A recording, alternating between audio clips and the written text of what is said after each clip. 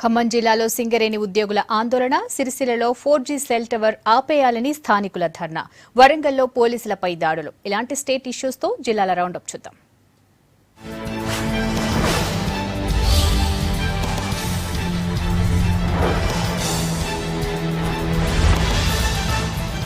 Dependents కి ఉద్యోగాలు ఇవ్వాలంటూ ఖమ్మం జిల్లా కొత్తగూడెంలో సింగరేణి కార్మికులు ఆందోళన చేశారు. 1997 నుంచి పెండింగ్ లో ఉన్న వారసత్వ ఉద్యోగాల నియామకాలు వెంటనే జరగాలని డిమాండ్ చేశారు. ఎన్నో ఏళ్లుగా ఎదురు చూస్తున్నా రిక్రూట్మెంట్ జరపడం లేదని మండిపడ్డారు కార్మికులు. ఆందోళనలో భాగంగా కార్మికులు సింగరేణి హెడ్ ఆఫీస్ ను ముట్టడించారు. పెన్షన్ల కోసం మున్సిపల్ ఆఫీస్ ను ముట్టడించారు సిపిఐ కార్యకర్తలు. ఖమ్మం జిల్లాలో అర్హులందరికీ పెన్షన్లు ఇవ్వాలని డిమాండ్ చేశారు. ఎంక్వైరీ పేరుతో వృద్ధులు, వితంతువులను జాబితాల నుంచి తొలగించారని మండిపడ్డారు. పెన్షన్లు క్యాన్సిల్ చేయటాన్ని నిరసిస్తూ కమిషనర్ కు వినతిపత్రం ఇచ్చారు సిపిఐ కార్యకర్తలు. ఖమ్మం జిల్లా వేంసూరు మండలం దుద్దేపూడిలో ఇంటర్ చదువుతున్న ఓ బాలికపై అదే గ్రామానికి చెందిన మనోజ్ అనే ప్రేమోన్మాది కిరోసిన్ పోసి నిప్పంటించిన ఘటన ఆలస్యంగా వెలుగు చూసింది. 2 నెలల క్రితం ఈ ఘటన జరగ్గా అప్పటి నుంచి ఆ బాలికకు ఖమ్మం ప్రభుత్వాసుపత్రిలో ట్రీట్మెంట్ జరుగుతోంది. చికిత్స పొందుతూ బాధితురాలు చనిపోయింది. అమ్మాయి మరణానికి కారణమైన మనోజ్ ను అరెస్ట్ చేయాలని బాధితురాలి బంధువులు పోలీసులకు కంప్లైంట్ ఇచ్చారు. 4G సెల్ టవర్ నిర్మాణాన్ని నిలిపివేయాలంటూ కరీంనగర్ జిల్లా సిరిసిల్లలో స్థానికులు రోడ్డుపై ధర్నాకు దిగారు.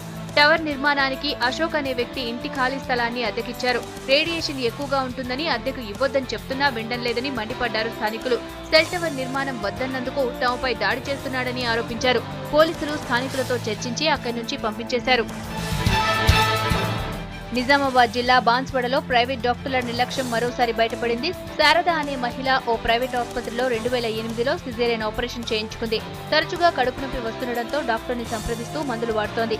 కడుపులో గడ్డలు ఏర్పడడంతో ఆందోళన చెందిన బంధువులు చివరకు మరోసారి ఆపరేషన్ చేయించారు. పొట్టలో దారాలు బయటపడ్డాయి. ఆసుపత్రిపై చర్యలు తీసుకోవాలని బాధితురాలి బంధువులు డిమాండ్ చేస్తున్నారు. నిజామాబాద్ జిల్లాలోని దాస్ నగర్ దగ్గర ఘోర ప్రమాదం జరిగింది. అతివేగంతో వెళ్తున్న ఆటో బోల్తాపడి 2 చనిపోయారు. మరో 7గురికి తీవ్ర గాయాలయ్యాయి. ఇందులో 3 పరిస్థితి విషమంగా ఉంది.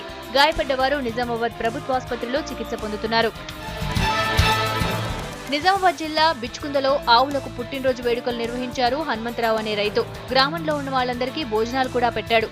10 ఏళ్లుగా గోమాతలు తమ ఇంటిని నడిపిస్తున్నాయని, వాటిని పెంచుతున్నప్పటి నుంచి తన ఇంట్లో ఎలాంటి సమస్యలు లేవని తెలిపారు. గోమాతలు తమ ఇంటి ఆడపిల్లలతో సమానంగా భావిస్తున్నట్టు చెప్పారు హనుమంతరావు కుటుంబ సభ్యులు. ఆత్మహత్య చేసుకున్న రైతు కుటుంబాలను ఆదుకోవాలని డిమాండ్ చేస్తూ హన్మకొండలోని అంబేద్కర్ విగ్రహం ఎదుట ధర్నాకు దిగారు రైతులు.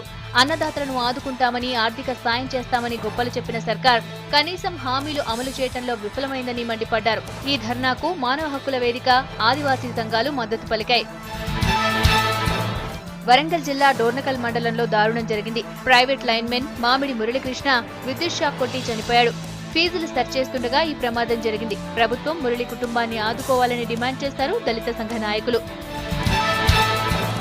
వరంగల్ జిల్లాలో ఘోర రోడ్డు ప్రమాదం జరిగింది. రఘునాథ్పల్లిలో ఆర్టీసీ బస్సు డీసీఎం వ్యాన్ ను ఢీకొట్టింది. ఈ ప్రమాదంలో ఓ మహిళ అక్కడికక్కడే చనిపోగా మరో 2కి తీవ్ర గాయాలయ్యాయి. అతివేగమే ప్రమాదానికి కారణమంటున్నారు ప్రయాణికులు. వరంగల్ జిల్లా షాయంపేట మండలం పత్తిపాకలో క్వారీ సెటిల్మెంట్స్ ను అడ్డుకునేందుకు ప్రయత్నించిన 2 కానిస్టేబుల్స్ పై దాడి జరిగింది. అధికార పార్టీకి చెందిన కొందరు సెటిల్మెంట్స్ చేస్తున్నట్టు పోలీసులకు కంప్లైంట్ అందింది. సంఘటనా స్థలానికి వెళ్లిన పోలీసులపై నాయకులు దాడి చేశారు. తమ సెటిల్మెంట్లకు అడ్డు రావద్దని హెచ్చరించారు. దాడిలో గాయపడిన కానిస్టేబుల్స్ కంప్లైంట్ చేయడంతో 3 అరెస్ట్ చేశారు.